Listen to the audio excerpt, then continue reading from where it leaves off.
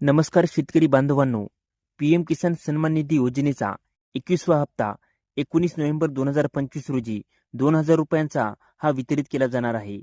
भरपूर अशा लाभार्थ्यांच्या माध्यमातून सध्या कमेंटमध्ये एक प्रश्न विचारला जात आहे.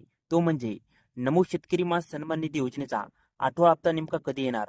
या संदर्भातील माहिती अचूक द्या. तर शेतकरी मित्रांनो, व्यवस्थित समजून घ्या.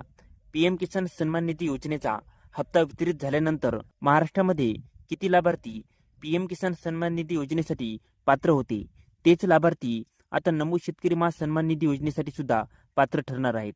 मग पीएम किसान सन्मान निधी योजनेच्या पोर्टलवरून नमो शेतकरी सन्मान निधी योजनेसाठी जेवढे शेतकरी पात्र आहेत त्यांची यादी मागवली जाते. त्यानंतर जेवढे शेतकरी पात्र झालेले आहेत त्या शेतकऱ्यांसाठी किती निधी लागतो ती निधी मंजूर केली जाते राज्य सरकारच्या माध्यमातून.